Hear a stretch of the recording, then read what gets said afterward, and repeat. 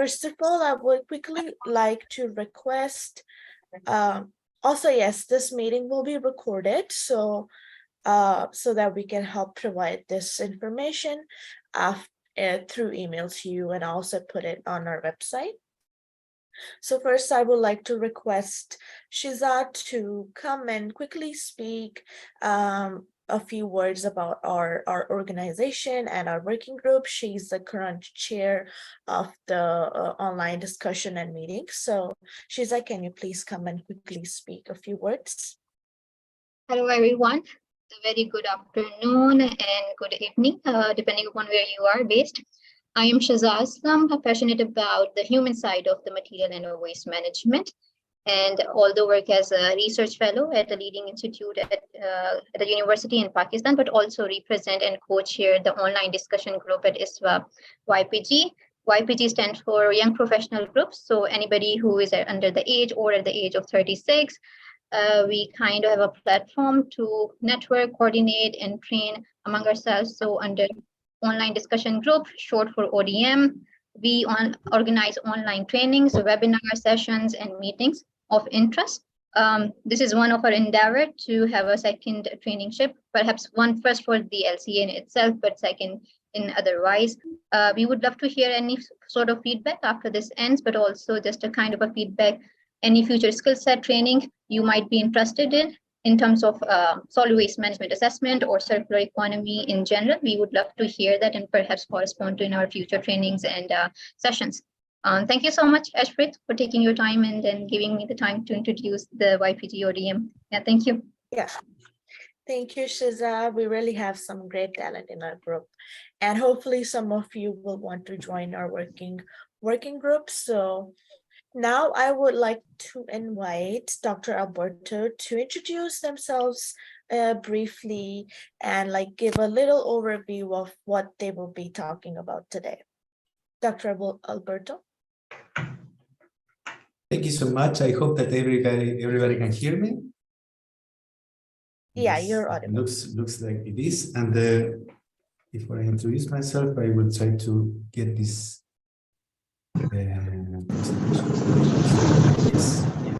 So, good afternoon, everybody, or good morning, also can be, or good evening. My name is Alberto Bezama, and I'm researcher at the Helmholtz Center for Environmental Research in Leipzig, Germany, and also a professor for Bioeconomy Systems Analysis at the University of Rostock, also in Germany. And today I have been friendly asked to provide you a short introduction, a short overview of what life cycle assessment is all about. And I'm very happy to be here. Please, if you have any questions during the presentation, the colleagues are checking the chat. I'm not always being able to check the chat. There is some issues here, but on my side I'm checking, but the colleagues will be be more attendant to this, so we can try to follow up any questions. What I want to bring today is, as I said, the basics of life cycle assessment. My apologies, this first presentation will be a bit theoretical, but I have tried to also include some examples that what we are doing and to highlight what are not only the basics, but also the challenges ahead, especially when dealing with the waste management sector. So with that being said, I would like to start with our first lecture. And this lecture I have, do you see it good? If a thumbs up is coming, then I'm happy.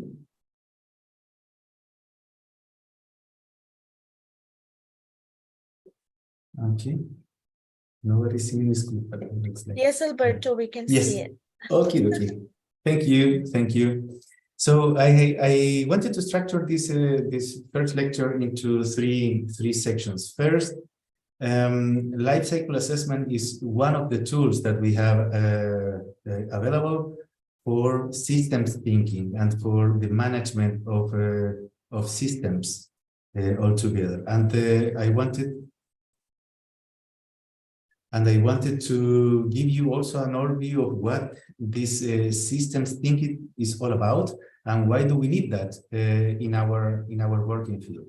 Afterwards, the core part of the lecture will be dedicated to provide the basics to life cycle assessment, and afterwards I will give you a short overview on the challenges and a bit of the discussion of what is going on in the field. So I will start here, and I will try to keep the chat here in view. Okay. Let's start with the first part, an introduction and the identification of the needs for systems thinking. Here, then it is working. I always like to show this beautiful painting by Wenzel Peter, that's Adam and Eve in the Garden of Eden. Why is that? Because yeah, I wanted to show here what is the real world, and you can see here that you can see a total synergy between people or mankind and the nature. There's no problems, and I have to put on the laser pointer. There's no problem with the biodiversity issues. There is a moderate amount of people, and therefore there is a security of supply that you can see here by the apple for all mankind. And altogether, there's in our field, of course, there's no contaminated sites, there's no contaminated areas, and there's no need for anything. We don't have issues here, but you know that we are not living in the real world, and unfortunately, the situation is that we have an increasing dependence of new materials, and the society is demanding more and more products to satisfy their demands, and therefore there is a higher. There's a higher. Sorry, Dr. Alberto. I would like all participants to keep yourself muted because it's disturbing the presenter. Thank you. Dr. Alberto, you can continue. Thank you. Thank you. As I was saying, there's an increasing demand for products and for goods, and therefore there's also an increased demand of natural resources. And this is happening not only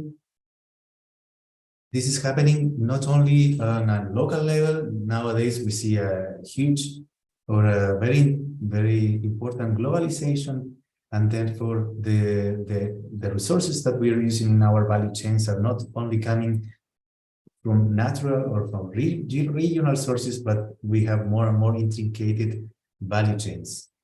So the management of the whole system is becoming more and more complicated. I don't know how many of you have seen this picture before, but I can imagine that many of you have. And this is one of the first pictures trying to explain the concept of circular resources management. This is a picture done, or a figure done by the Ellen MacArthur Foundation, where they try to provide an overview of what this circular economy would be all about. And this is a very important step forward towards a more sustainable use.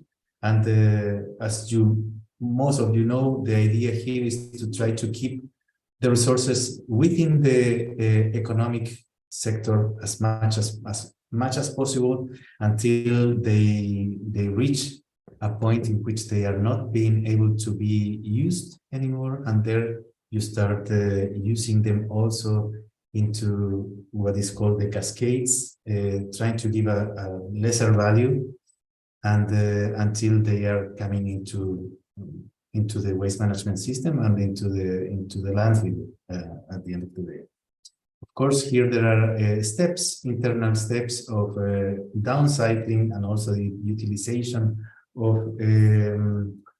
of some resources for the production of energy or for the extraction of more relevant key chemicals. Yes, but at the end of the day, this is the core idea. One of the major deficits that we have seen over the last years is that mostly the circular economy has been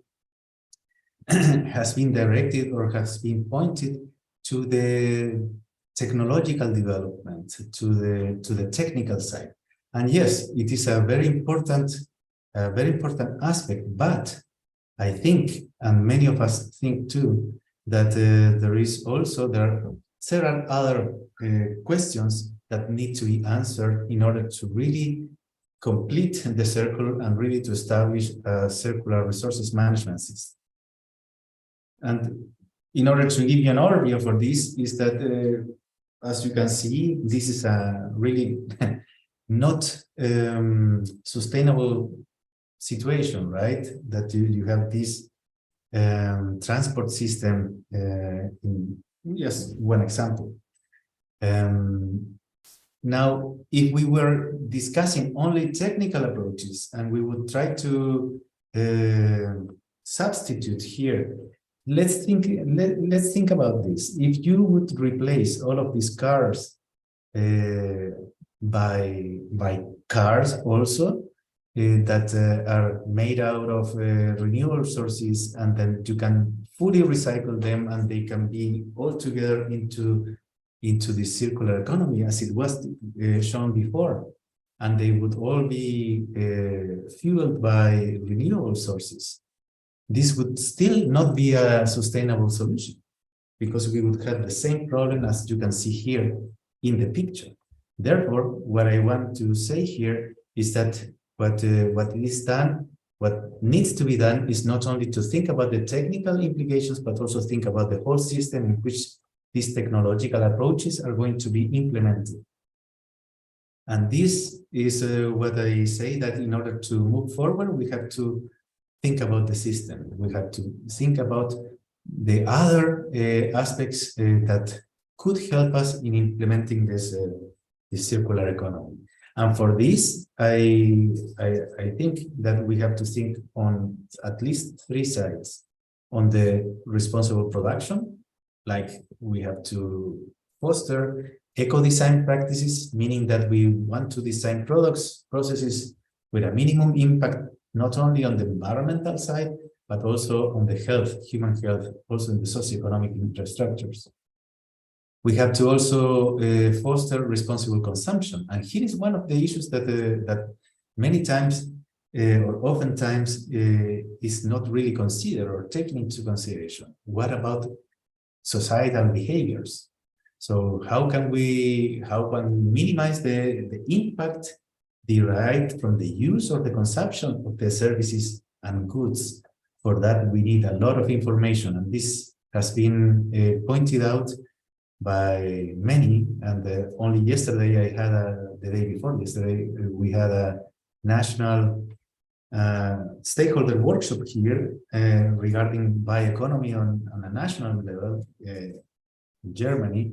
And once again, the lack of information was identified as one of the key issues and key barriers to help fostering the circular economy and the bioeconomy, at least on a national level. And we also have to think about policymaking and a responsible policymaking. We have to define new strategic goals for regions and for the cities and for the countries. We have to consider all of the heterogeneities within our countries in order to consider all the players that may be involved in the circular economy and the bioeconomy. So here, there is also a huge room for improvement in the coming years.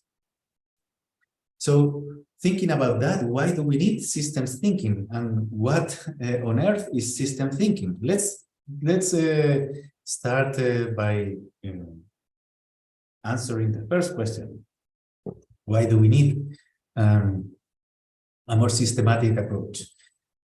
And it is only because on a traditional way, we have learned to see effects and to try to find what is the event that has produced this effect. And many times we don't consider what are the patterns, what are the structures, mental models and behaviors that are particular to one region, to one country, or to a local situation that trigger this event. What are the triggering points and the triggering factors for this event? So in order to assess this, we need more tools that not only consider technical issues, also social and economic issues. And this is why we say that we need this systems thinking. And for defining systems thinking, I always come to this picture and to the three words that Julius Caesar said to the Roman Senate when they asked him, how come could you win so fast the Battle of Zola? And he said three words: Bene, vidi, vici.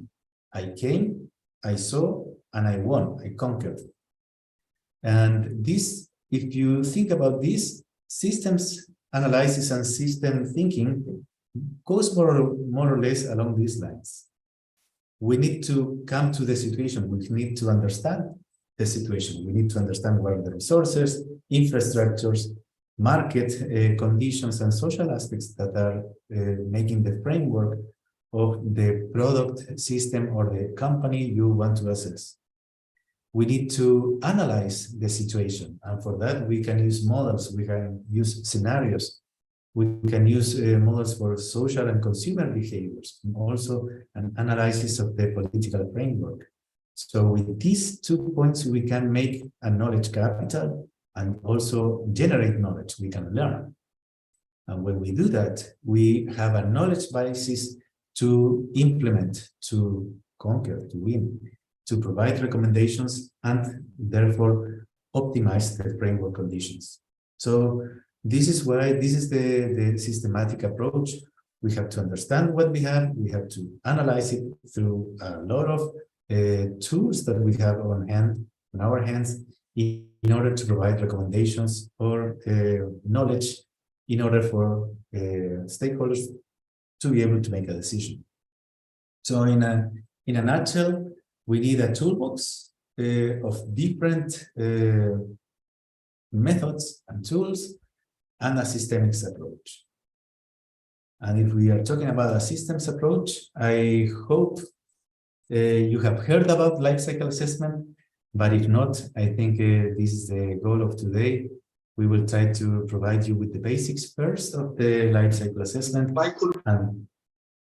and then afterwards to provide with some examples and also to provide with an overview of the challenges that we have on hand.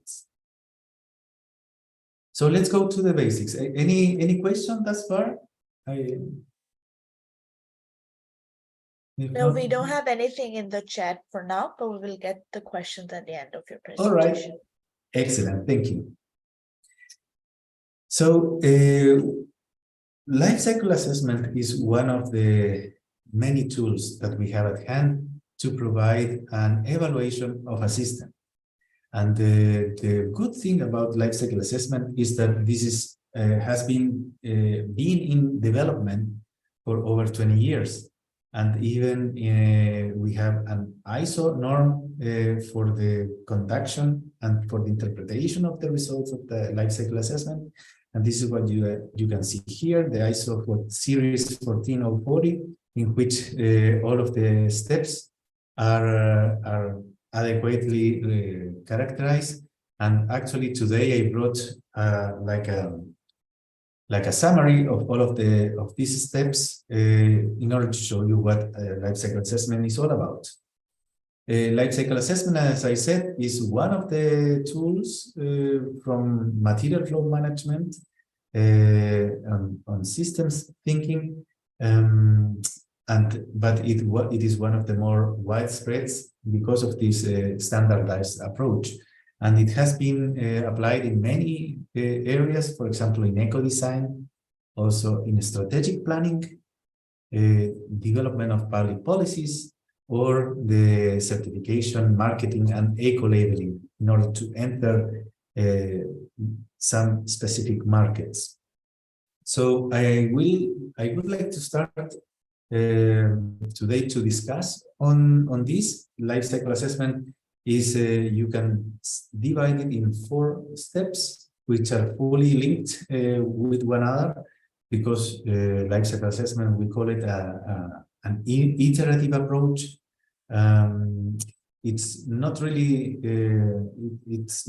often that you can prepare a life cycle assessment study in one single step. You have to always review your considerations, all the considerations and the system boundaries that you are defining in the first stage, which is the goal and scope definition. Most of the time you will be spending in finding the data to characterize your system as defined in the first stage, and this is done in the inventory analysis. And when you want to address, or you want to establish what is the meaning of the inventory or the input-output tables that characterize your system in terms of selective environmental indicators, then you step into the impact assessment stage that is provided in the process. At all times, there is an interpretation step that in which you are revising and making sure that you are following the correct process. Just one question from my side. I see kind of a blue line in this area. Do you see it too? Or yes. is it? Do you see it? Okay, Yes. I don't know where it comes from. It's okay. All right. Sorry, it's not on my slides, but it is a companion here in this lecture. Let's do it like this. It's fine. Okay, so let us start with the goal and scope definition, which is the first of the 4 steps. We will today discuss the first 3 because the interpretation is something that you're doing continuously, and it comes without saying that you have to check your considerations that you're doing at all times. But we will focus on the first 3, and let us start with the goal and scope definition. Looking at the time, okay. I'm good.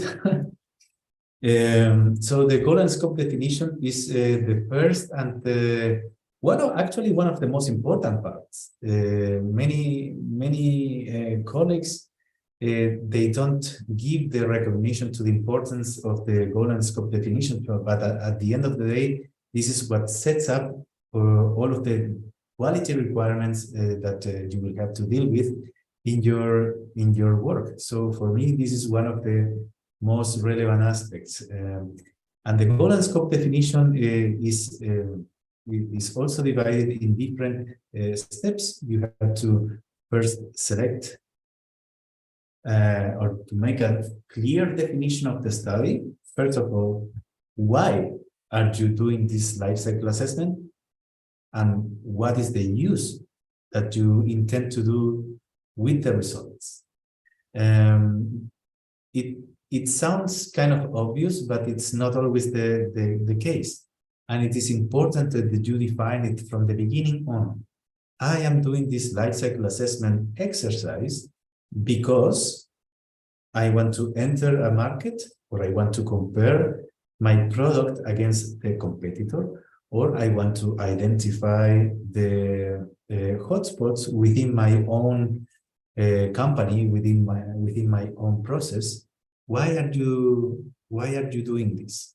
And also next to that, the question, who is going to be checking, or who is going to be receiving these results? Is this an internal appraisal?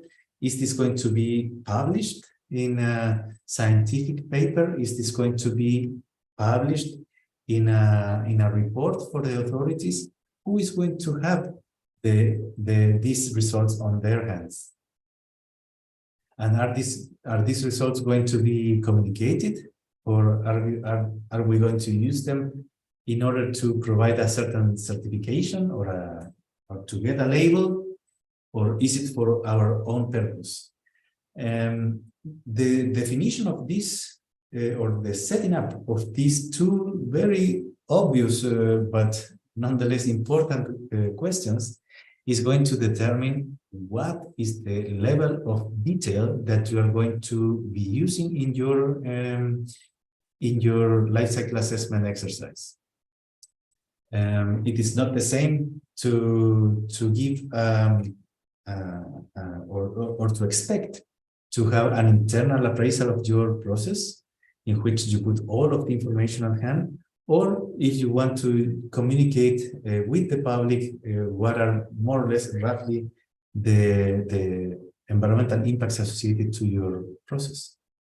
So always keep in mind that this first step of defining the objective of the study is maybe one of the key issues. But this is also only one of the steps. We also need to define the system in which you want to analyze. You need to find the boundaries of your system and or what is called the system limits. We have to also define what do we want to assess. Do we want to assess only the environmental side, or do we want to assess also the economic issues associated to the process, or do we want to assess the social side, an integration of them, a holistic overview of them? Do we want to assess them on a regional level or on a standardized level? This will determine a lot of a lot on the requirements on information and on the data quality associated to your work. So please always, when you are dealing with these life cycle assessment exercises, don't consider that the goal and scope definition is only one little step. This is might be one of the most important issues. And when I just said that you have to define the system and you have to provide the system limits, and we will see it in the next slide, some examples on what I'm talking about.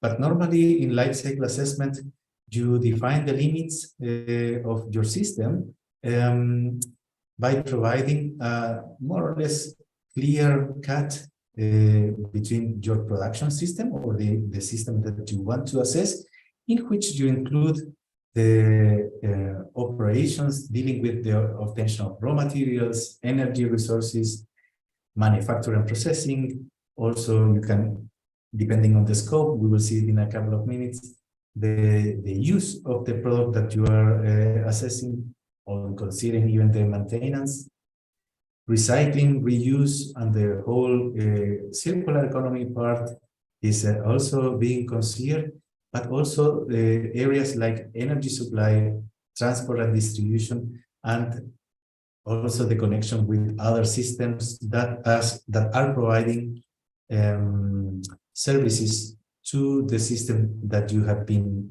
defining here in this step. Now, which of these processes or unit operations you will consider into your system, within your system limits, will depend on the scope that you are choosing, and the more traditional ones is to consider, for example, the cradle to gate, meaning that you go from the definition or the extraction of natural resources until the production of your product, without considering all of the further downstreaming or further manufacture process that are being produced with your own product. and either their final use or their final disposal. And this is a situation that is happening, for example, in the world of the commodities. If your purpose, your company is producing a commodity, you will normally come until the production of your commodity, because afterwards it is not so easy to determine what is the data associated to all of the value chains in which your commodities are being placed into. Another type of scope is when you have already product that is already that is using, for example, these commodities, and a particular product, that individual product that you can follow completely from the extraction until their final disposal. In this case, we call it a cradle to grave or business to consumer. As I mentioned before, when you define the system, you can include all the systems operations that you find in this within this system. And here you can, as I list here, you can include the obtention of raw materials, energy resources, all the inputs and outputs. Transport can be a relevant aspect to include as well. The production of fuels, electricity and heat, the use and maintenance of products, the disposition, the recovery, also the chemicals preparation, also depending on the scope that you're having, the equipments, also the infrastructures associated to the production facilities, and additional operations like light and heat in terms of the energy consumption. So this is what you include within here, and the idea is afterwards to characterize it. But before characterizing the system, we have to come up with further definitions. For example, how much of this system am I going to be characterizing? And for here, you need to define what is called the functional unit. So how can you characterize your system? And there's many beautiful definitions of functional units, but in order to make it so harsh on definitions, I wanted to bring here just a nice picture in which we can follow how to write this functional unit. As you can see here, if you have a product that you are going to be assessing, a paint, you can first start identifying the function of the system. And if your product, wall paint, is characterizing the system, you can define the functions protection of a wall or coloring the wall as the function of the product system. You have to afterwards select the functions that you really want to assess. And then here, for example, in this example, we selected to color a wall with a paint of a certain quality. And then you define the functional unit. So the functional unit is to color a certain area of a wall with a certain quality and with a certain quality in terms of its stability, of the durability. So to color 20 square meters of the wall with a certain opacity, 19%, during 5 years. This functional unit, as defined here, is a key aspect for life cycle assessment. Because remember when you were little and your mom was telling you, you cannot compare oranges and apples or pears and apples, depending on where are you located. I have heard that some people say pears and apples. In Chile, it's oranges and apples. This is the way of making a comparative point for two different processes or two different products. By defining a functional unit as accurate as possible, then through the product performance, you can define the reference fluxes that fulfill this functional unit. For example, if you want to fulfill the functional unit as defined here, and you go to the local market, construction market, and you see that a certain paint is covering 8.7 square meters per liter, and then you can calculate here that you need 2.3 liters of this paint. And you go afterwards to compare it with a second paint that is actually covering 5 square meters per liter. Therefore, the reference flux for that paint B would be 4 liters. So then afterwards, you can say that 2.3 liters of paint A are equivalent, because they fulfill the same function, to 4 liters of paint B. And then you have a very good starting point for comparing the two product systems. And with this in mind, you can start, when you have defined this, you can go to the second step, which is the inventory analysis. And inventory analysis is nothing more and nothing else than material and energy balances. I can imagine that most of you here have heard about mass and energy balances. This is the same, and has the same basics, but only with a little twitch that I will explain in a couple of slides more. For all of you who have not been introduced to mass and energy balances, the principles of mass energy balances is that you have to understand your system by providing first a flow diagram of all unit operations that are involved in the system as defined by you in the previous section. And then you have to quantify or characterize all of the unit operations that are within this system through material and energy flows associated to them. The one catch is that here there comes a definition of elemental fluxes and not just mass and energy balances. But I will give you this definition in the next session. Next slide, sorry. Is it possible to mute yourself? There is a couple of noises coming up sometimes. So as I was saying, elemental flows are all of these flows that are coming from or emitted to the environment. And in this case, you can define the elemental input flows, for example, as all the mass and energy flows that are coming from the environment into the system without previous processing. For example, solar radiation, or if you are using atmospheric carbon dioxide, or the crude oil, minerals from the deposit, and water from without treatment.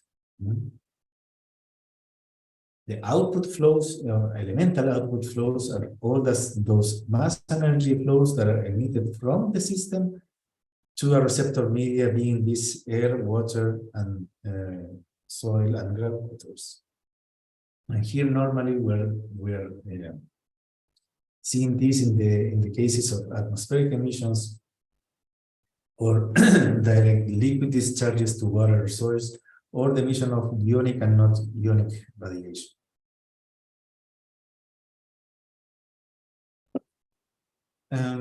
But we have also have to consider not only the flows that are coming in or to or from or to the environment. We have also to consider all the intermediate products, meaning the processes that are entering your system or leaving your system, but they are coming from other technical system or from other operations. For example, basic materials or semi-elaborated materials or materials that are coming from an assembly process.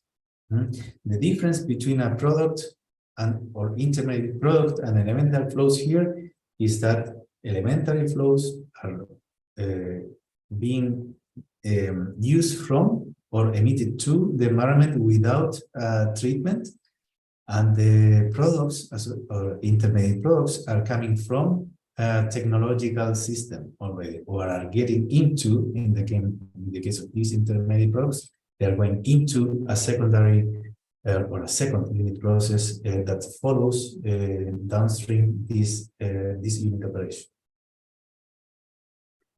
And this is what I was saying, the flows of products is the final product that enter or leave the product system. For example, your final products, the recycled materials or some components for reuse. And at the end of the day, what you get is an overview of all of the inputs and all of the outputs of your system.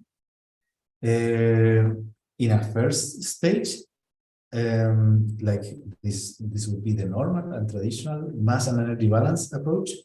But since we are talking about elementary flows, and this is what at the end of the day is done with the use of databases, you translate all of your inputs and outputs into an elementary flows balance.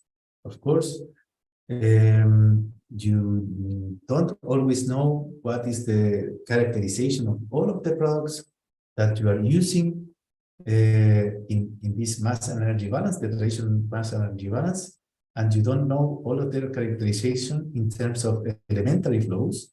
And this is why you normally use databases, and they look like this. This is a very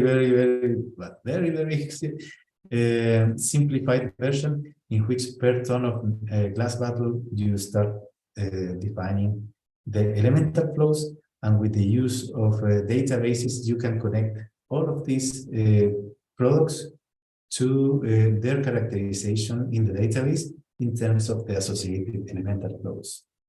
And what are these databases? There are many, and there are more and more accurate in terms of not only providing the information on the processes and associated characterization values, but they are also it's very interesting, their development, because they are nowadays providing not only information on national level, they are also giving information characterizing processes within regions even. And also, which I didn't include here, there are several databases that are not only considering the environmental aspects, as all of these are doing, but also the socioeconomic aspects associated to the production of the goods that we are associating. Here is just an example of some relevant databases that are used. The EcoInvent, for example, is known for a very comprehensive coverage of various industries and processes, and it is very popular for LCA practitioners. The ELCD is an European database that is especially focused on energy-related processes, and these are valuable resources for LCA studies in Europe, although I think I'm not 100% sure. It has been discontinued in the last year, but I don't know. I was hearing that it might be further continued its maintenance. And also, if you are located in the US, you have the LCA database, which is offering a lot of LCA data specific to the US, and it includes information on materials, processes, energy systems. And then the last one is the LCA Commons. This is a collaborative effort that is generating an LCA database for practitioners in the United States. There are many more, and if you're interested, I can provide some further examples, but these are the ones that came to me as some of the more relevant ones. And finally, we have the last phase, which is the impact assessment. And this impact assessment is done or are represented in LCA in impact categories. And we have 3 impact categories. We have natural resources, ecosystems, and the human health. And the impacts and how do you do this impact assessment is that you identify one environmental aspect, which is an emission or a certain consumption of natural resources that you identify in your in your input and output model, for example, the emissions of certain gases, and then you select, or the software helps you to select an impact category. That means what is the impact that is being generated with this particular emission, for example, the climate change. And then you start defining what are the indicators associated to the different impact categories. And here this has been done, and you don't have to do it. There's a lot of working groups working on this, but I'm working in the selection of indicators and the way the modeling of these impacts are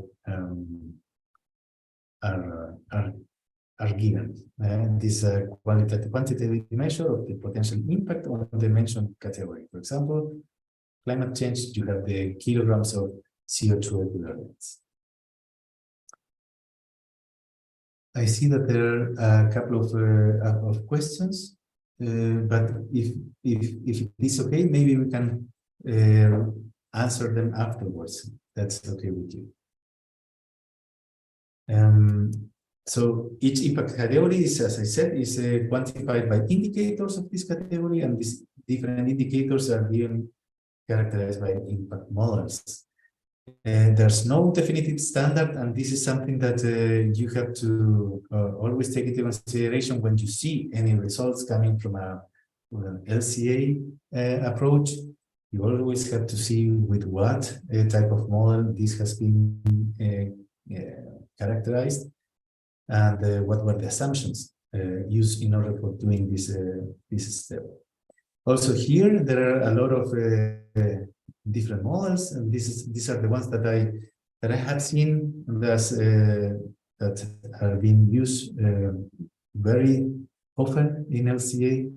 The recipe of renewable energy and environmental impacts, and it has a mixture of a very interesting mixture of endpoints and midpoints indicators. We will see that in a minute, and it has been a collaboration on in the development of this model. There has been a very strong collaboration among many institutions led by the colleagues of the pre-consultants.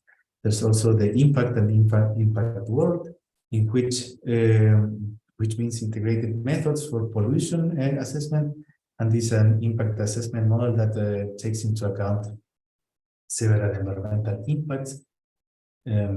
That, for example, regarding freshwater ecotoxicity, marine aquatic ecotoxicity, and human toxicity. We have also the USTOX developed in the US. We have the Tracy, that is an impact assessment model also developed in the US that is dealing with environmental impact categories, just like global warming, ozone depletion, human toxicity, and others. And the two that they are very much well used here in Europe, the CML and the eco indicator 99 and the 02 and the other derivatives that take into account further sets of indicators. Now, as I was saying, there's no really standard for the selection of the environmental impact assessment models in LCA, but it is always a good suggestion to see what is the trend in your own sector, in your own working field. What is the impact assessment model that is more often used in order to have some results that are more replicable and you can compare them in the best way. I'm looking at the time and I'm very sorry I'm getting a bit delayed. And this is only to mention that the different impact categories, for example, consumption of biotic resources, global warming, acidification, and so on and so forth, they are affecting different categories, and this is what the different models are doing. They are connecting your impact categories to the affected categories, and they are making a modeling of the potential impacts on a global, regional, or local scale. This is what I want to show with these two slides. And the last part of this theoretical part is that you can evaluate intermediate environmental effects, meaning that on a global scale, or you can use the final environmental effects, which are the effects that you are seeing on local natural resources, ecosystems, and human health. And these, in the LCA jargon, these are the so-called midpoint and endpoint indicators.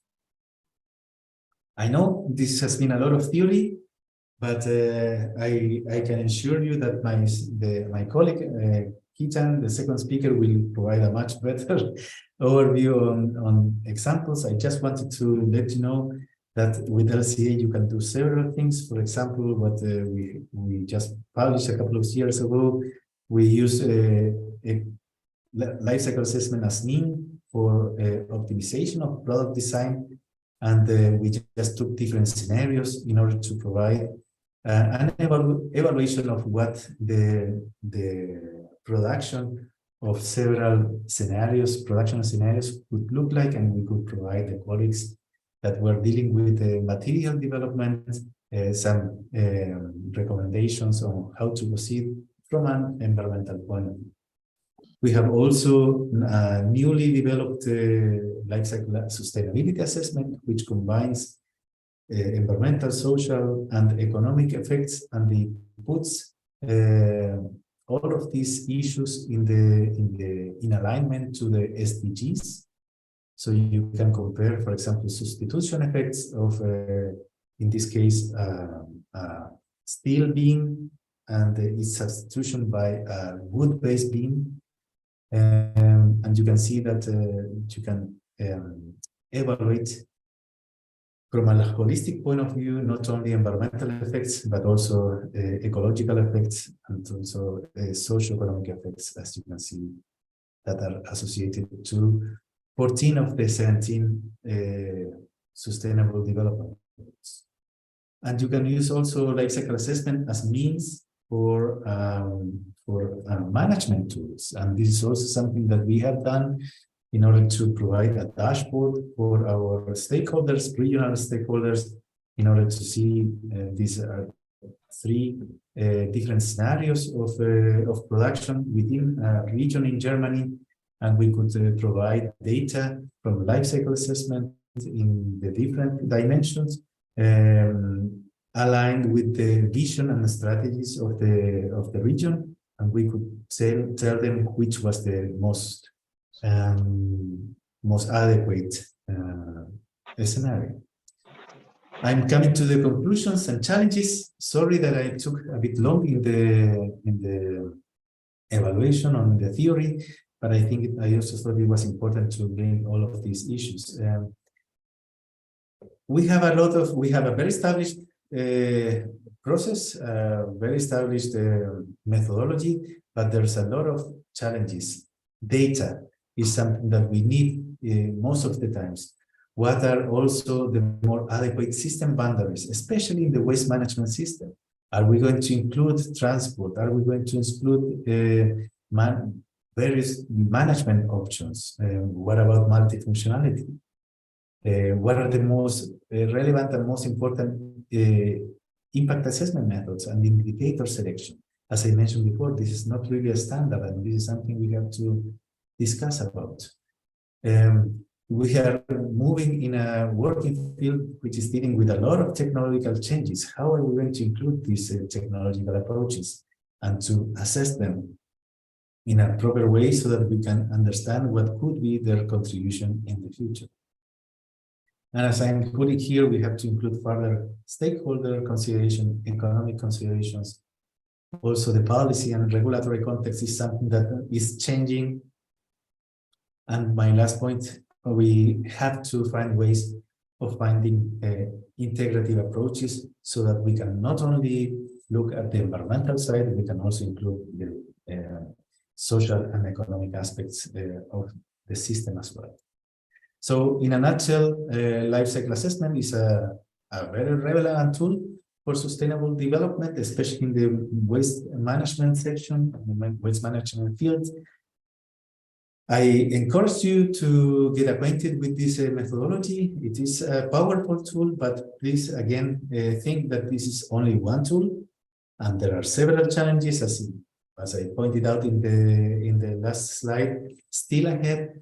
Nonetheless, this, as I said, is a powerful tool, especially for providing data for decision making.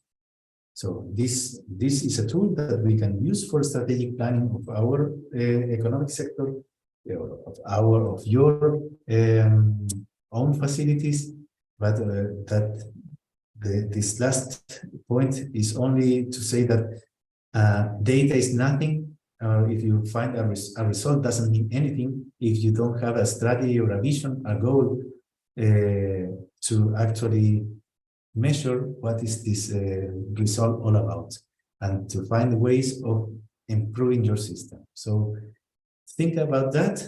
I thank you for your attention. I hope this has been a nice overview of methodological approach.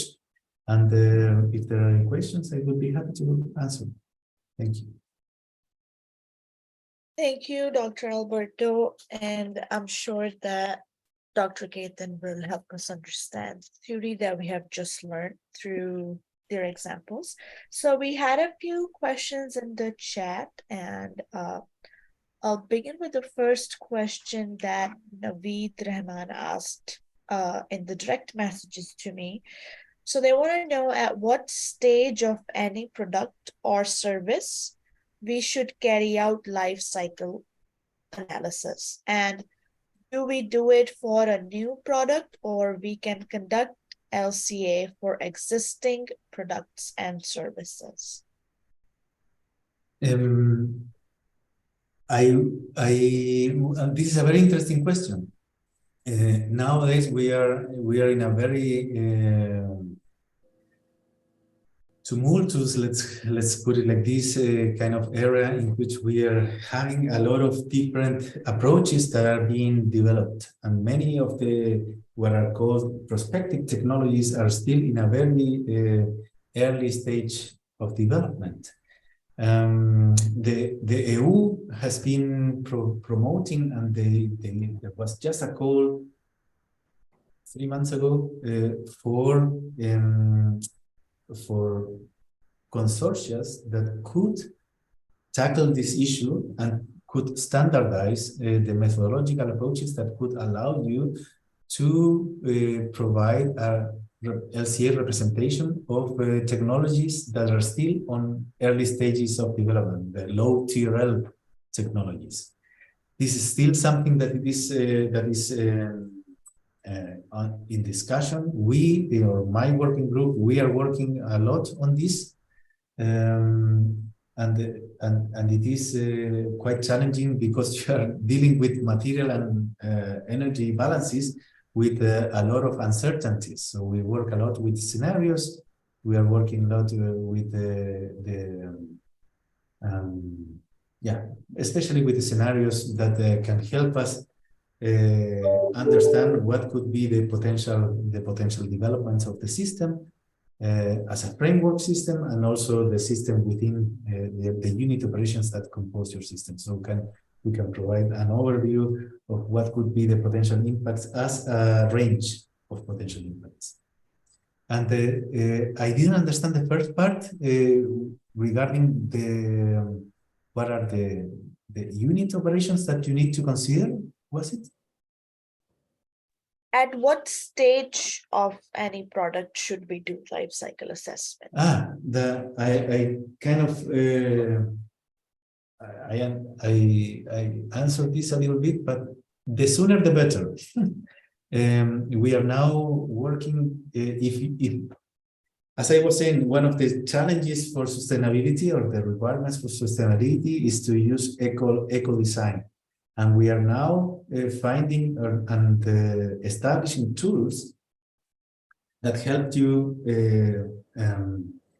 model your processes in parallel with the optimization of the environmental issues associated to these processes.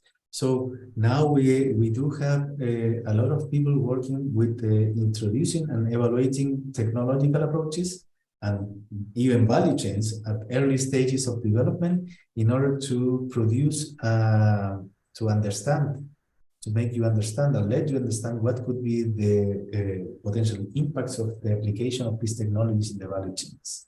So the sooner the better. That would be the best answer. Thank you. Thank you for answering the question. Second question we have from Asimullah. So they want to know, when doing life cycle assessment for any product, we have to assume certain assumptions for our model. How do we know that these assumptions will provide accurate goal for our models? This is a very good question. I have never seen an LCA work in which you have all of the information. There's always an assumption that you have to make, a calculus basis or a certain definition of what could be the situation in 25 years once the life cycle of the product is finished. The one thing that I tell you, all of the assumptions that you do during your working process, you have to document them. This is the key issue. In order to make the work transparent, all the decisions that you make that are derived into assumptions or that are derived from assumptions have to be documented, and this is part of the life cycle approach. And this is why sometimes two working groups, more or less defining and characterizing the same system, they reach to different conclusions. But these differences can be then afterwards being traced back and by seeing the documentation of their work. Yeah, so it is very important to define and to always make it a transparent effort to document all of the assumptions. So yeah, as soon as, if you don't have a data, you use secondary data, but you say that this is taken from this source. Yeah, these kind of assumptions you can always do in the road. Okay, thank you. Thank you for answering the question.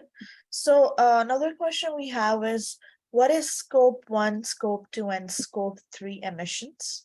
And is there any relation between LCA and this emission calculations? This wasn't in the chat, somebody direct messaged me. Do you want me to repeat it again? Yes, please. Okay, so what is scope 1, scope 2, and scope 3 emissions? Is there any relation between LCA and this emission calculations?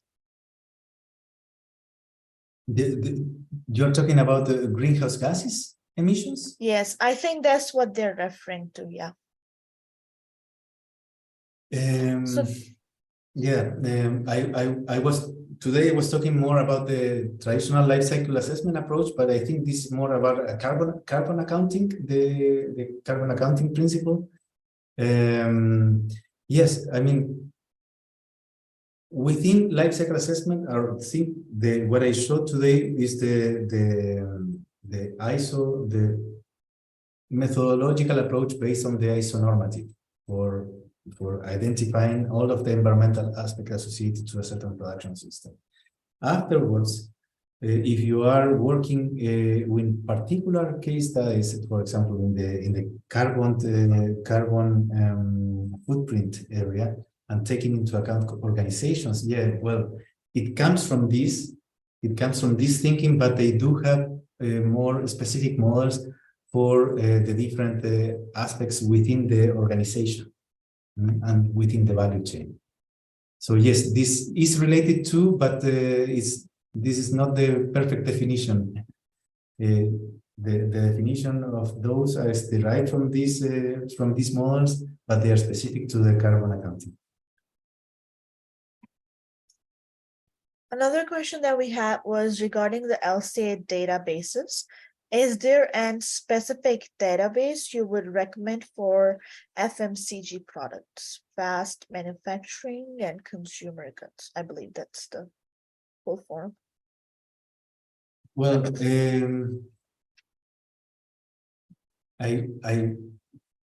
not from the hip, I cannot really tell you which one.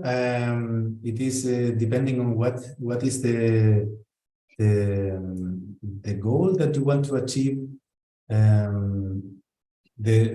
In this case, the most comprehensive one worldwide is the EcoInvent, but it will depend on which is the scope, what is the goal that you want to achieve, and what is the economic sector within you are working on. As I mentioned, here in Germany, for example, in the wood-based bioeconomy, we are using more the recipe and the CML methods, and we are using EcoInvent as the database, but for particular products, we have had to buy Gavi databases that are from. Hello? No, you're fine. I think somebody was unmuted. Okay, unmuted only. So sorry. No worries, but this is why we have been able to buy individual databases for chemicals, biochemicals. It will depend on the subject and the goal that you are following. I'm Sure. sorry that there's not like a straightforward answer to that. No, that's I think that's still insightful. And our team actually had a few questions, but I would now ask Dr. Ketan to begin their presentation, and maybe we can ask the rest of the questions at the end of the webinar. So Dr. Ketan, can you quickly provide a little brief about you, your organization, and then you can begin your presentation. Thank you, Dr. Alberto. You're welcome. Thank you.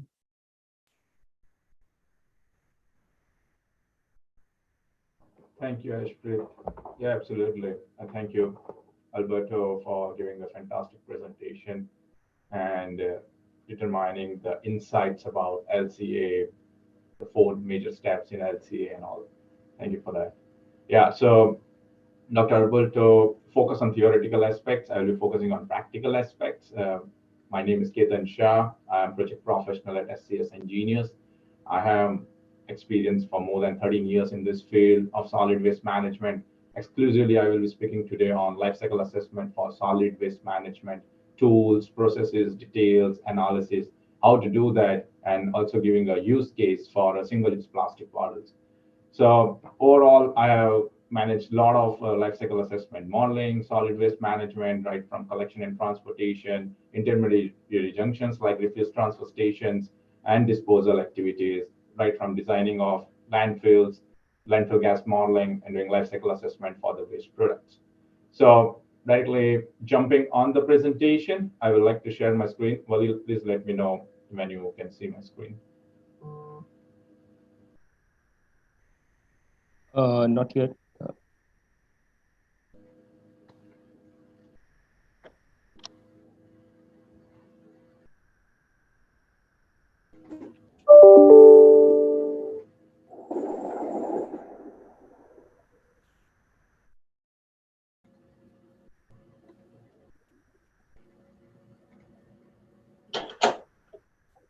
If there is any difficulty sharing the screen, let us know. Okay, Okay, yeah, we now. can see it now. Okay, so we have probably 43 minutes left today, and we want to use the time more productively. We will revisit the whys and hows of the life cycle assessment for solid waste management. We will explore fundamentals, questions for life cycle assessment. Already Professor Alberto mentioned this thing in theoretical aspect. I will give you more insights from the practical perspective. We will discuss step-by-step process for doing a life cycle assessment using software called OpenLCA for single-use plastic bottles. With each slide, we will determine why life cycle assessment is important and how effectively it can be put and benefit for the mass and environment, and also how it can be used for measuring emissions. Our goal by the end of the meeting is to prioritize the importance of life cycle assessment and its needs for calculating life cycle emissions. At the end, we will have time to talk about next steps and to answer further questions you may have. So My next slide mentions about the contents. At the end of the presentation, I promise you will have a good knowledge or understanding about the global waste scenarios. I will be covering frameworks and guidelines for life cycle assessment, explain the process, tools and softwares, which is very useful and practical in day-to-day life right now, used by scientists, academics, professionals, and consultants in solid waste management field. Case study I will be using for giving in detail insights for single-use plastic bottles, which will be covering study parameters, baseline results, baseline input discussion, and few of the selection modified scenarios, which Alberto already mentioned, and how to you have a comparative analysis and how to make conclusions out of that. So let's have a quick view about the world scenario, like how the global waste looks like. So overall, the World Bank report 2018 mentions 2.01 billion tons of waste generation, out of which 160 million metric tons of municipal solid waste was landfill annually. I repeat that, 160 million metric tons. Imagine the amount, the quantum of waste going to the landfills. For that, 623 million metric tons of solid waste were open dumped. This is for like most probably focusing on the developing countries and the growing economies, while there is an expectation it will be increased by 70% in the next 20 years. Now, according to UNEP, that is UNEP report mentions about like it can be improved, the solid waste management systems, while reducing global greenhouse gas emissions by 10 to 15%. What does that mean is if we do proper waste management using a lot of systematic integrated approach, we can reduce the anthropogenic gases along with greenhouse gas emissions and further traditional air pollutants by more than 10 to 15%. On the right, you can see a picture snapshot saying like 40% of the world waste goes into open dump sites. While improper waste management, what happens if we do that? Like if we don't manage waste, you can see like the picture on the top left, on the bottom left, on the top right, and the bottom right. Like it's very detrimental to public health. Effects like asthma, birth defects, cancer, cardiovascular diseases, all types of diseases are being caused because of improper waste management. As well as if you see from the environmental perspective, it is quite hazardous, like air, groundwater, surface water, and soil pollution is being seen, and it is being carried out right now all over the world globally. Recent example from March 2017, like Ethiopia, they have a slope failure at the dump site, and it has a fatality of 130. So you can imagine like how important and how urgent the solid waste management is for all the world. Now let's have a look, bird's eye view on global waste generation. Like this is the global waste generation. You can see how the Middle East and North Africa is generating their waste since 2016 and what is expected in 2030 and 2050. While if you see the North America, the generation was 289 million tons per year, and it is expected in 2030 to be 342. While East Asia and Pacific, it was like in 2016 was 468 and expected to be 600 in 2030 and 714 in 2050. So overall, the glimpse is like, yes, definitely the waste generation is increasing, and it is increasing rapidly in leaps and bounds, and we need to do something about this. And the time is now. So what's the solution? So we have decision-making tools, decision support tools, and we have life cycle assessment tools. Professor Alberto already mentioned about the theoretical aspects about how the life cycle assessment is, what is life cycle assessment. I won't spend a lot of time in this. I would like to have more conversation and question and answers at the end of the session. But giving a brief about like why LCA is necessary with solid waste management field, because there are a lot of products in the market. There are a lot of type of waste which is being generated, which is being disposed of at the open dumps or at the landfills. So we need to know the life cycle emissions. We need to know the life cycle costing. We need to know the life cycle, the social life cycle, the consequential life cycle. We need to know the attributional life cycle, like how things work with each and every type of waste which is being disposed at the landfill or at the open dumps. So we have three systems called as ecosystems, quality, natural resources, and human health, which we focus majorly on the life cycle assessment modeling stuff. 4 steps: goal and scope definition, life cycle inventory, life cycle impact assessment, and life cycle interpretation. Overall, the ISO 1440 and 44 standards define 4 key methodologies, and plus additional specifications around reporting and critical review, that is the 5 and 6 steps. Direct applications of doing all these things, which Professor Alberto mentioned, is like the product development, strategic planning, public policy making, marketing, and other applications. For speaking generally from the life cycle assessment, I will be covering how this can be applied for solid waste management in the subsequent slides. The same process, step by step, a goal and scope. What does it include? I can share this slide. This is very important for any young professional or industrial, academic, consultant, scientists, those who are working in this field, to know like the goal and scope defines the overall system boundaries and importance of your study. Why it is required, what are your objectives, whether it is a cradle to grave approach, or it's a cradle to gate approach, or a gate to gate approach. What does that mean is, whether it starts from scratch to the end, it gets in the disposal. It's called cradle to grave approach, where you understand the overall emissions coming out of each and every value add chain. While gate to gate is something like you have a gate at your apartment and then there is another gate. So it's like a gate to gate only. You don't consider something which is coming way before, like a raw material or a source, and you don't consider which is going at the disposal part. It is just between that limited boundaries. While the cradle to cradle is like when it starts with the raw material consumption and the processing and all stuff till it gets disposal. And again, if it is being used, for example, like a recycling or a percentage of recycling product, I will be covering it for the single-use plastic bottles, and it gets back into manufacturing of the product itself.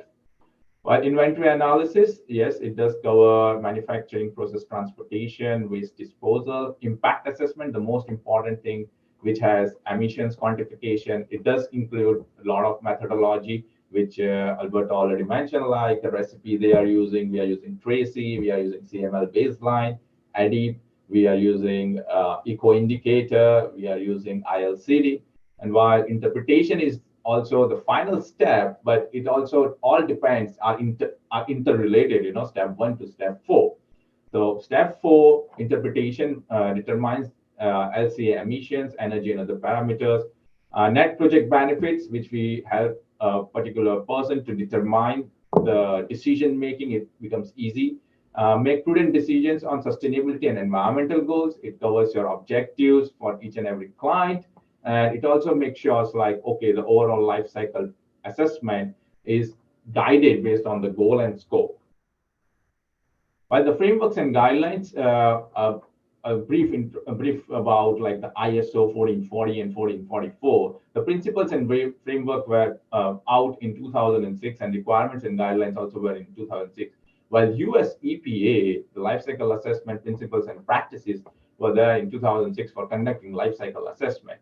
This is now not a new field. Majority of the environment product declaration from each and every industry, those who are producing their products out in the market, whether it is FMCG, whether it is manufacturing of a car, or whether it is manufacturing of any of the products from oil and gas industry, they need to provide environment product declaration to the federal governments. And for that, we have particular principles and practices. We have guidelines, we have reporting guidelines and all stuff in the United States. Along with that, we have ISO guidelines for international guidelines to follow for doing life cycle assessment, how you will select the processes, how you will select the particular product database, and what needs to be covered in the overall life cycle assessment modeling.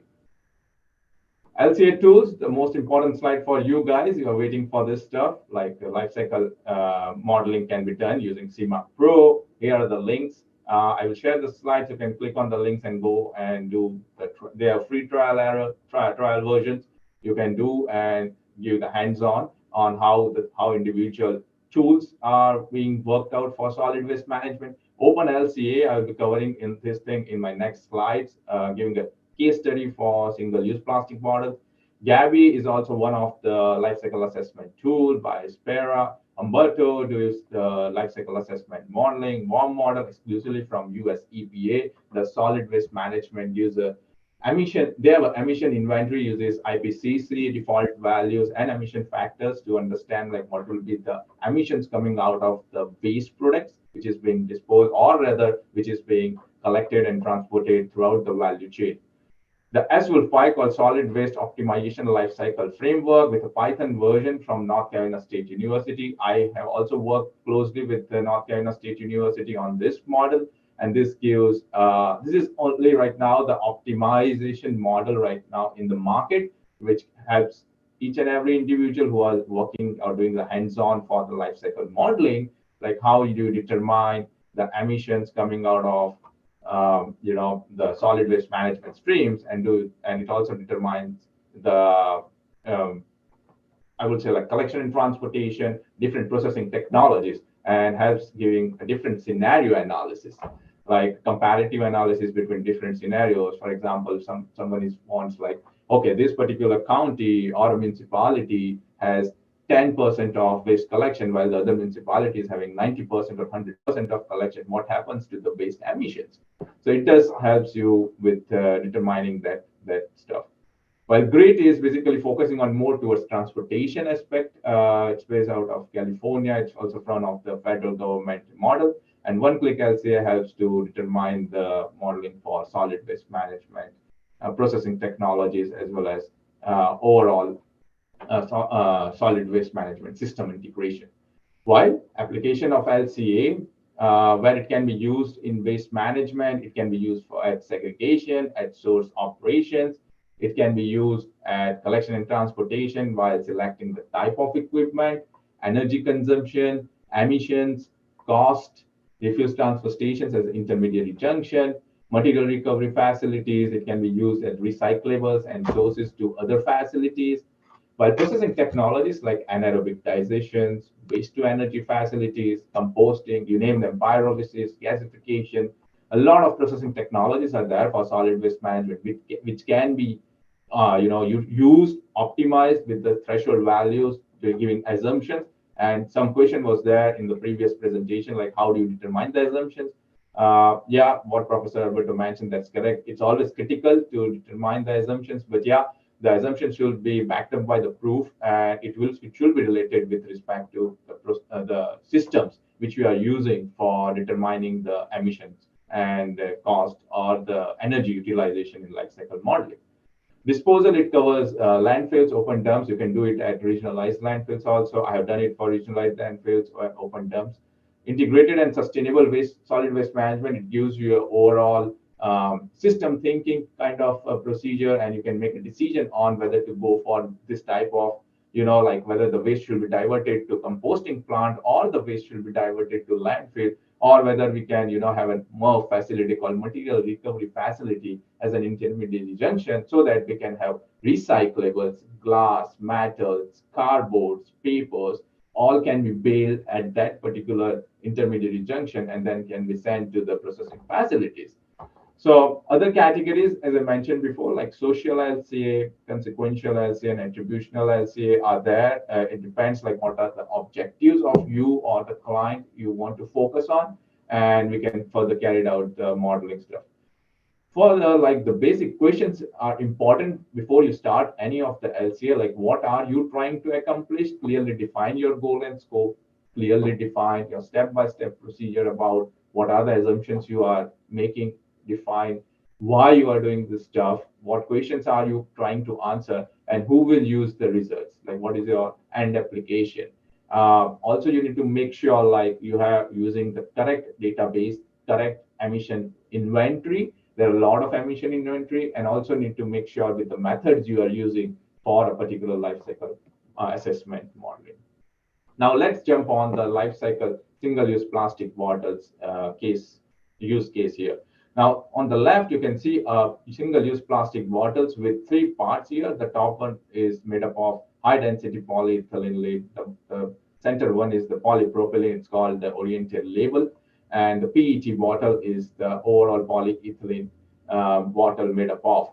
While if you see on the right, how the life cycle of this bottle is started and it gets end. So if you see, like it starts with a plastic granulate production in the refinery and petrochemical complex, it gets transported to manufacture a plastic component, that's the labels and all stuff. It gets, when it is manufactured, you have injection molding, open blow molding type of processes coming through, where you have all the plastic bottles at the end and you bulk that up you package that and you transport. When after that, it gets filled up with the spring water, and once it is get filled up, you send it for the customer, and at the customer, at the wholesale and the retail, you have refrigeration units. You need to make the water cool, you need to put the water in proper locations and all, once it is stacked and all.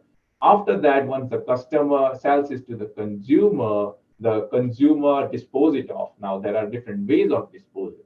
It can be either went back as a circular, circular kind of say like circular route, or a circular economy can be achieved using the circular routes. Once the bottles are being disposed of, you can reuse that bottle, or else you can incinerate that bottle, or else you can dispose that bottle in the landfill. So whether it is important to do that, what is if we don't do like recycle the bottle? If we recycle the bottle, what are the emissions? If we don't recycle the water, what are the emissions, and how much the recyclability is? I will cover that thing to give a clear understanding about how life cycle assessment can be beneficial and efficient enough to understand the different scenarios and how you can compare the emissions coming out of that. Before jumping to that, I would like to introduce some interesting facts about plastic bottles. Like human use about 1.2 million plastic bottles per minute.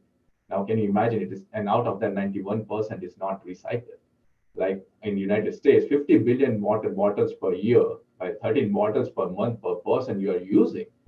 Reusable water bottle saves an average of 156 plastic bottles annually. I will request all of you to now onwards try to reuse your plastic bottles, use your steel bottles or the thermo flask, which is coming, which can be used every day in day out rather than using single-use plastic bottles. The amount of plastic produced in a year is roughly the same as the entire weight of humanity. That's a fun fact, but that's true. And virtually every piece of plastics that was ever made still exists in some shape or form on this earth, except which is being recyclable or which are being incinerated. So yeah, overall, it is nowadays there's a lot of buzz about marine plastics and all, like the microplastics. They have found microplastics in the bloodstreams also. So it's a very worrying and urgency matter right now worldwide, and we need to do something about that. So what can be done? Yes, life cycle assessment modeling, and I can give you a brief on like how things work with the life cycle assessment for single-use plastic bottles. So from the material extraction and processing facility, it goes to the manufacturing. You extract like granules for the plastics. Your manufacturing unit, where you have like open molding or injection molding, where you have plastic coming through and you mold that stuff to prepare the whole plastic bottles, and which is coming from a bio-based content. Nowadays, like bioplastics are new things which helps in reducing the emissions, cost, and supply chain. The recycled content you use, when the plastic is out, being used, consumed, and disposed, you can use the recyclable content out of that, or else you can use the whole plastic bottle as recyclable. And there are compostable components in bioplastics which can be used for disposing of as a biodegradation aspect. There are additives in the market which helps degrade plastics more rapidly than what it is being there. So if they are bioplastics. Now, international transportation, when the plastic bottles sometimes travel a lot, like they are being filled up in Germany, they are being transported to Australia for labeling, and they're coming back to United States for retail distribution. While the consumer uses at the home and business units, the commercialized use, the residential use, and it ends up as a end of life in incineration or recyclability can be one of the aspects, or as disposed of in the landfill. While the impacts is like the midpoint and the endpoint categorization, I won't go that in detail because that's what Professor Albert already covered. But yeah, the cumulative energy demand, global warming potential, aquatic toxicity and eutrophication, kind of midpoint and endpoint categorization can be determined using the life cycle assessment modeling. The next slide covers more towards an understanding about the midpoints and endpoints. So these are all listed here are the midpoints, which are important from the perspective of greenhouse gas emissions or the acidification, land use or resource depletion. Endpoints to be keep in mind is it's a damage to human health. It's a big overall picture, like it damages the biodiversity and the resource scarcity is achieved using the endpoint calculation, like how much amount of resources will be required or what can be the alternatives to the resources. Let's jump on the use case for single-use plastic bottles. This is one of the practical approach. I will go through you through the step procedure. Like sourcing of upstream data was being carried out by US Lifecycle Inventory. It's called US Lifecycle Inventory Database.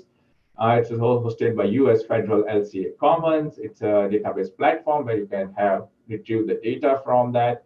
Database selected was NREL. It's called National Renewable Energy Laboratory, and it's a repository. All the things extension as we have in Excel, like .xls, .xls, .doc for Word document.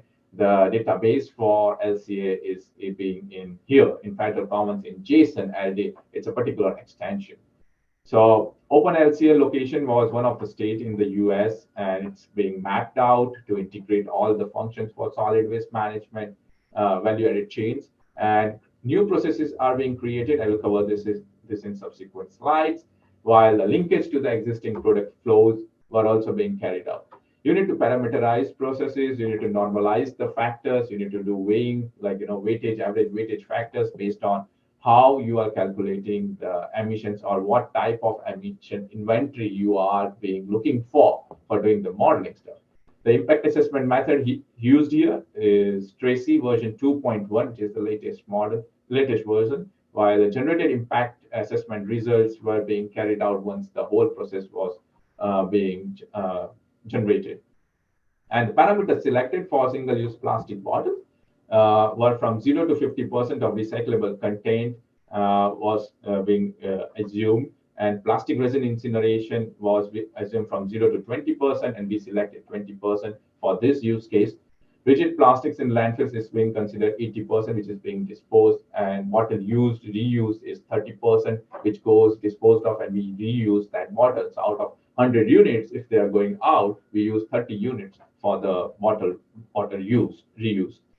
And process parameters is water loss is one of the assumptions we need to consider when the water bottle is being filled. You see the intricacy and the complexity involved in life cycle assessment. It also has the nitty-gritty about like, okay, it is not just like water bottle is being filled and it is being transported, but when the water bottle is being filled, how much amount of water loss is being carried out is also being considered and assumed in this particular modeling. The process is created for single-use plastic bottles are here. Water bottle life cycle, like oriented polypropylene label, PET bottle, raw material production. So these are the individual processes you can create, and then you can have backward, reverse engineering kind of stuff, like where this particular raw material will be coming from. For example, the granules are there, then the plastic granules are coming from which particular industry. Is it coming from a petrochemical? Then the petrochemical industry is using which sort of energy, whether they are using coal-based, like a thermal-based or a renewable source of energy to produce this type of plastic bottles. Then you use like a refrigeration at retail, polypropylene cap, how the cap is being generated, what is the resource is being used for generation of a cap for a plastic bottles. Then the distributor from filler to retail, like you see, like a supply chain, the transportation aspect is also being considered. And on the right, it's all based on the processing technologies, whether it is injection molding, as a label extrusion. Extrusion is also one of the processes involved. Then water bottle disposal, like how it is being disposed of.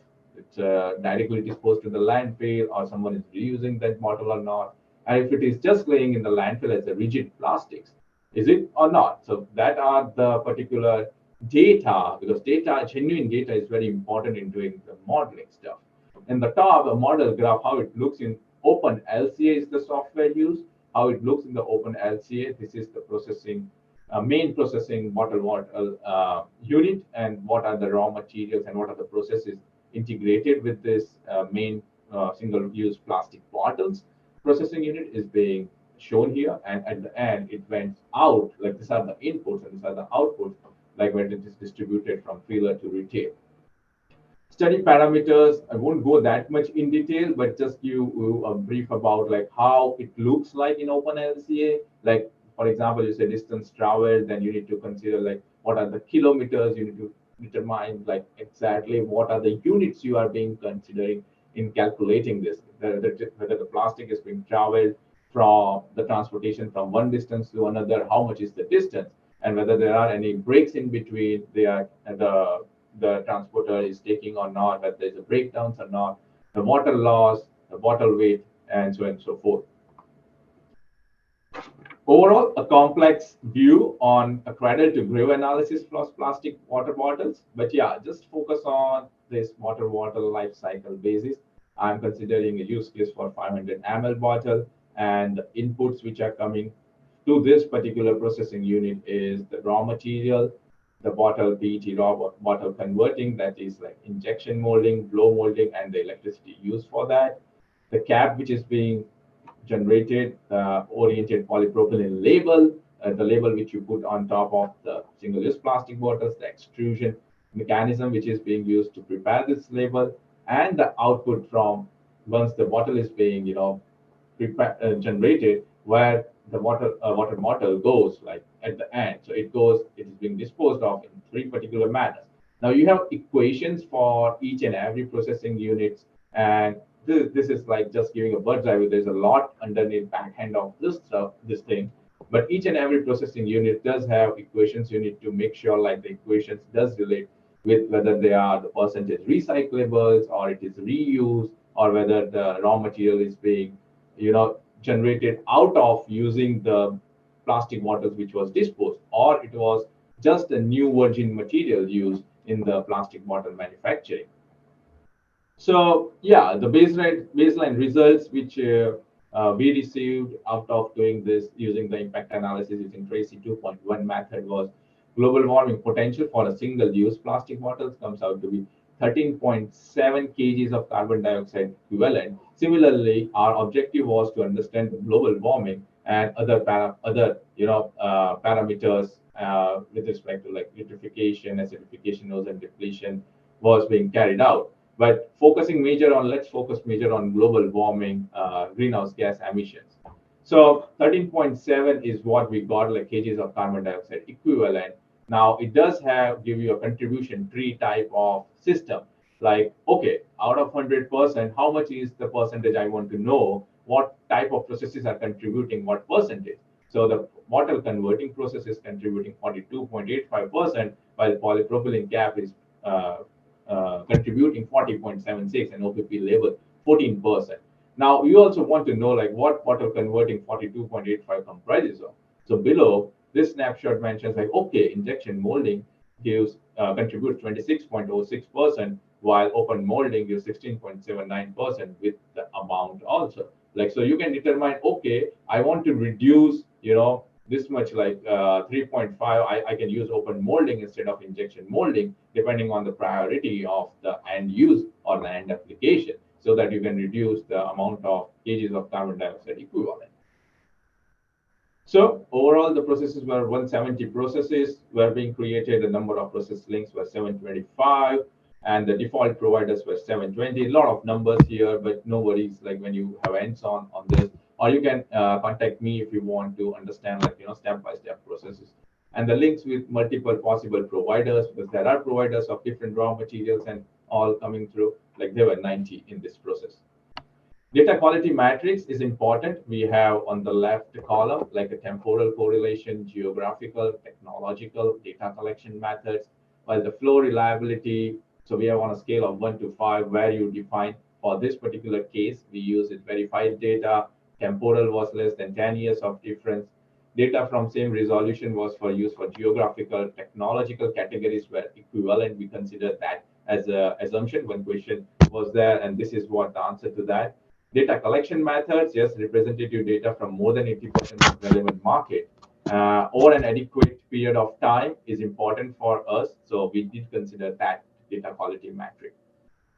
Now let's have some quick discussion on baseline input parameters, like what goes in. So this is what like the single-use plastic bottles parameters looks like.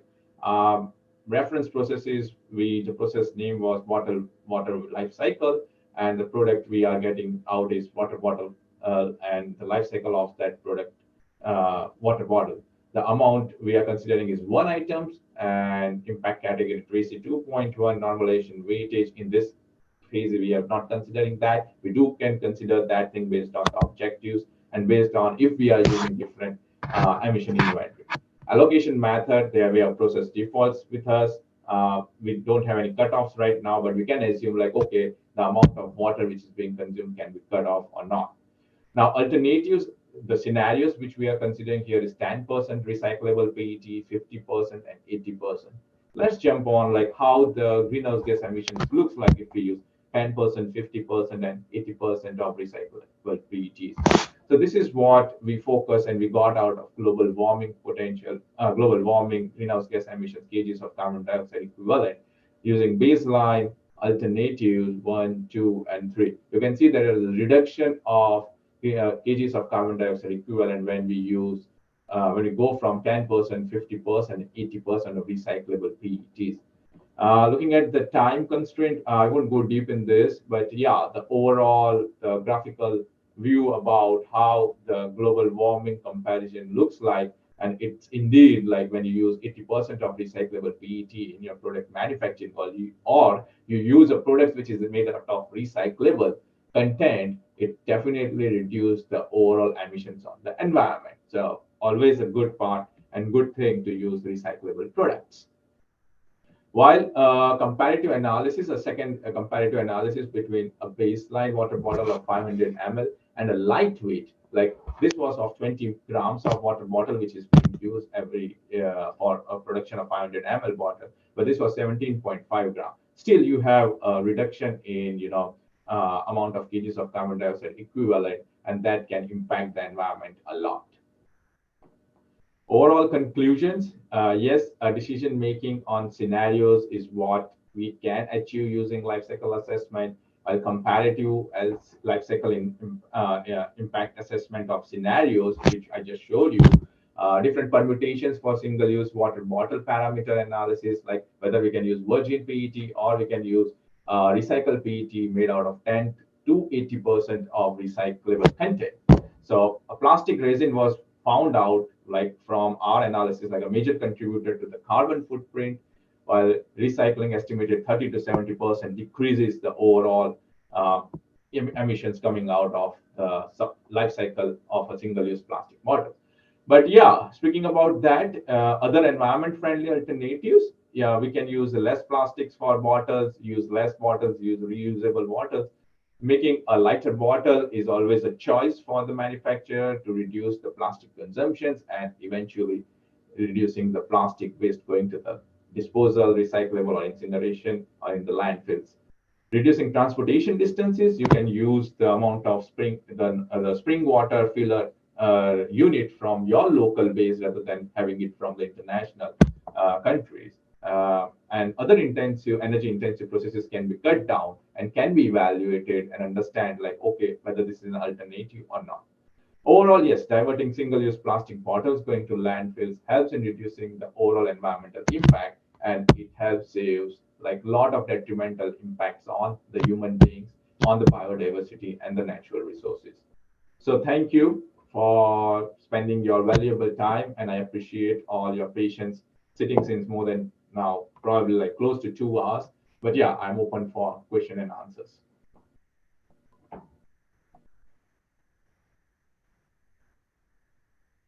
Thank you, Ketan, and thank you for ending the presentation right on the time. So we have good 10 to 15 minutes for questions, QA session. I would request everybody who is on Zoom to perhaps comment your question in the Zoom comment section, and those who are joining us from YouTube link, please comment your questions on the YouTube chat section. Our team will be retrieving those questions and directing to Dr. Ketan. In the Zoom chat, Dr. Ketan, we do have a question for you. So Daniel asked if there is any recommended tool or software among the LCA tools that you presented to do in kind of LCA for waste to energy options. Yes, so you can definitely, it's a good question. And we are using SWOLF, it's called Solid Waste Optimization Lifecycle Framework. and it is being generated by North Carolina State University. I did work on that. They have waste to energy, incineration, and anaerobic digestion kind of processing modules in it, and we can use that. We can determine the amount of emissions from the raw material, from the waste coming to the facility, and which is being, like disposed of at the end. Thank you for that. We have another question, though not from Zoom. And the participant asked if you could explain the cutoff method that you briefly commented about in a bit more detail, and what's the implication of that is when conducting an LCA. Yeah, sure. So cutoff is not a method as such, but cutoff is used to determine like how much, like for example, you use some of the default values, right? Like sometimes you overestimate the amount of resources which is coming through or the amount of resources being used. So you have a default values, you put a factor in that of 0.2 or 0.3, like that much, like 20% or 80% of the amount which is coming through is being utilized in the processing of and in modeling of the overall, life cycle assessment for that particular product. Speaking from single-use plastic bottles, I did not use right now for this one for the case which I have shown, but I did use that thing for different scenario analysis, and that helps you to understand like, okay, you are not overestimating your emissions. Eventually, at the end of the whole life cycle assessment modeling, one needs to make sure like the emissions coming out of the life cycle of a product is adhering to the ISO standards, and they are as per what is the quantum of waste which is being coming in. So material and energy balance also takes care in that particular perspective.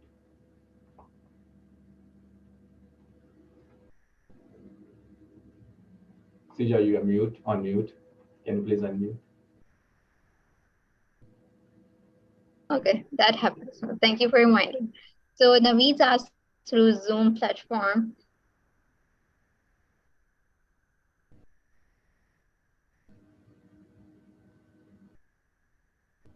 I think she's eyes frozen. While I can carrying out LCA for solid waste of recycled plastic, could you please provide an okay, is there any issue on my end? Perhaps Ketan, you can also. You got cut off and your voice was frozen. Maybe Esprit, you can read out the question. I think there's an internet issue on my end. Okay, what was the question you were referring to? We have The second question from Naveed? From Naveed Rahman. Okay, yeah. So they want to ask, while carrying out LCA for solid waste of recycled plastic, could you please provide an insight how we select the parameter data for recycled plastic bottle? So including everything, for example, collection, segregation, and coming back to the recycling plant. Yeah, Naveed, it's a good question, basic question. Before you start, as I mentioned, the goal and scope definition is very important. And from that, the data collection. Data collection we have from one of our client, and they did give us the data, collection and transportation data, the amount of plastic, raw material, plastic bottles coming in, the amount of plastic bottles being imported or exported. So you need to define in the goal and scope what system boundary you are working for. Let's say, for example, I have used in this life cycle assessment for plastic bottles as per your question. So let's say like you are in a particular municipality or a municipal corporation in your area, and you want to know like how much amount of plastic is coming in or going out. So your municipal corporation does have that data, and you need to take that data to do the overall life cycle assessment. Considering the parameters, yes, the parameters, it depends on your objective. If you are focusing more on the greenhouse gas emissions or the ecotoxicity or the freshwater ecotoxicity or the eutrophication objective, then you need to focus on the amount of data which you will be collecting and the results which will be getting out of the whole life cycle assessment, how important that will be for the customer or for the client. So yes, overall, you need to have that data from somewhere. A primary data is always useful, but if not, then you can have a secondary data from the client or from the source you are getting. Okay, thank you so much for answering the question. Second question we have is from Praveen Kumar. So they want to ask if you can explain injecting method and open molding. What's the difference between these two methods? Yeah, so yeah, it's a good question. There's a minor difference between both these methods, like the injecting molding. You have like a closed environment on both hands. I can share my screen again and show like one of the picture in my presentation, like how it looks. The injection molding and open molding method. Can you see my screen? Yes. Okay, so you can see here you have the blow molding technology here. So you see like it won't go out of this, this particular frame, like we call it as model, and it gets into this, the granules gets here, it gets blow from this top end, and the overall the bottle, like the slowly, the gradually the air is getting filled in, and the whole plastic takes form of a bottle, and at the end you have this particular single-use plastic bottles.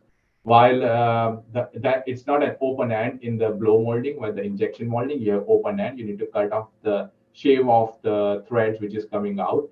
In one of the plant which I visited, they have injection molding, and they did use a lot of plastic. So you can change the colors also in this particular using the injection molding and blow molding. But yeah, more or less it depends on the client how, in this case which I showed you, like the client wants both injection and blow molding, so we use the particular product. But if you just want to use any either one of the processing technology, blow or injection, it depends. If they are using that, or they are considering, okay, these bottles were being generated out of just injection molding, you just need to use the injection molding parameter, not the blow molding. I hope that clears the question. Yes, thank you so much. I have a few more questions, and I would like to take one other question. So, Sure. what is the difference between attributional LCA and consequential LCA? Can you explain by example? Yeah, sure. So consequential, as the name suggests, like it is a consequence to what you do, right? Like, if example, for in the environment, there are things in the environment they are being affected by a certain activity. For example, there is a thunderstorm. Then what happens to the bio waste, or to the waste which is being generated because of a thunderstorm? Then there are consequences of that, right? If you don't scrap off that waste, or if you don't collect that waste on time, there are things which are being consequences to that. So there are particular models, LCA tools, which uses the consequential LCA. Now the basic concept comes from, you need to understand what your objective is. Now, if you're doing a consequential LCA, you consider all the, you use a system thinking approach, and you consider like all the consequences happening because of that particular event. Now, for example, if we say like an attributional LCA, like it gives an attribution, it gives a traits of a product.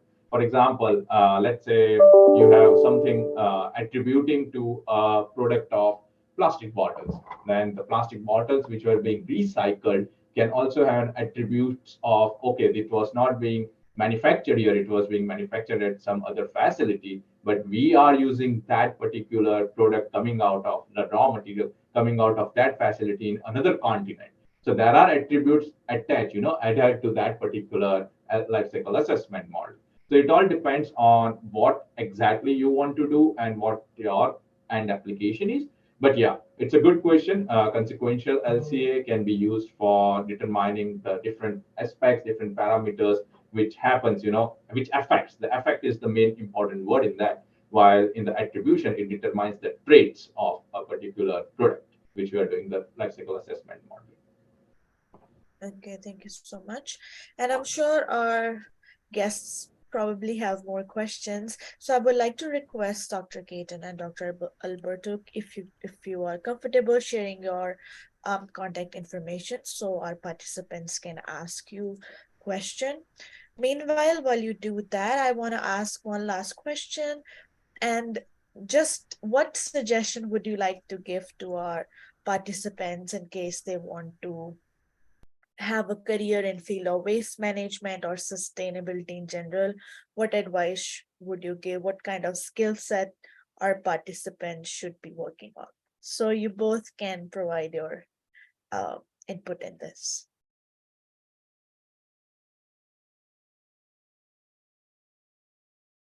Dr. Alberto, do you want to go? Yeah.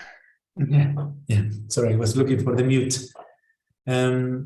Yeah, this is a very good question.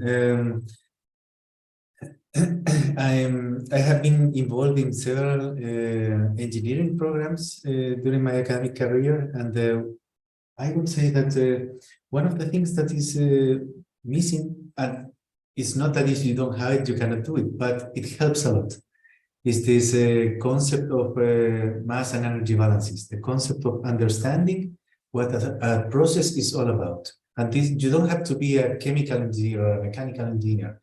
You have to understand how can we characterize processes through the maybe even a quantitative, from a narrative, to put it on the paper as a flow sheet and to characterize this flow sheet and the unit operations that you can identify. This is a skill set. This is something that you need to have in order to be successful, I think, in RCA. As I said, it's something that you gain with practice. And the second thing is goes without saying, structure. This the LCA work requires that, as I was saying before, and Ketan was also saying, you have to introduce and you have to always give a transparent work, and this transparency comes with providing all the details, all the assumptions that you are making along the way traceable.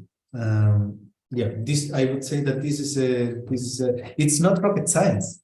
This is what I want to say, but you have to go step by step and provide a thorough characterization of the system. Okay, thank you, Dr. Alberto. And I will request you to please put your contact details in the chat. And meanwhile, Dr. Ketan, you can go ahead and share our thoughts. Yeah, sure. So it's a good question. And I would say, like, I would rather encourage people, those who are interested and willing to have that career in life cycle assessment or sustainability, or they want to do some kind of like a modeling stuff, more sort of like, it gives you a platform to go and visit different places, to negotiate, to understand, to interact with a lot of client base throughout the world globally, to understand like how things work in the environment, what are the supply chains. So someone more kind of an analytical and creative nature is perfectly suitable for this type of job.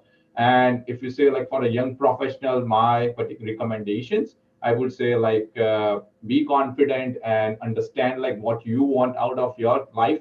Life is one. Like just understand like the importance of your life and have a goal in life. And if you want to go ahead and do this type of assessment modeling, you can always contact me. I am open to questions, and we are also looking all the time for good interns, and we have some positions available for this type of assessment modeling. So at any time, like if you feel like, okay, you get stuck somewhere or you need some context or references, you can contact Professor Alberto or me, myself, and we will be very happy and eager to help you out. Thank you. Thank you so much. I would like to thank both of our guest speakers today. I think we were able to give justice to the webinar and provide information to our participants. So with that being said, I would thank everyone for joining our webinar, and we will be planning more informational webinars in future. Hopefully you'll be able to join at that time. And Dr. Ketan and Dr. Alberto has provided their email. So if you have more questions, you can definitely go ahead and email them and ask your queries. Shiza, in case you have any closing remarks, I would like to invite you now. Yeah, thank you, Ashpreet. I just wanted to point out perhaps we have another such amazing working group, and they kind of manage the mentorship and career guidance in the YPG. So those who are interested in seeking further guidance, perhaps they can also join YPG and then seek some mentorship, how they want to get delved into the LC or sustainability career. But as Ashpreet said, we will have more trainings and sessions coming in, but we would love to hear any sort of feedback, what sort of skill set or training you guys are aspiring to or have identified in the circular economy or sustainability or waste management field. We would love to assist in any form or shape we can. And thank you for joining us and staying with us. Thank you very much.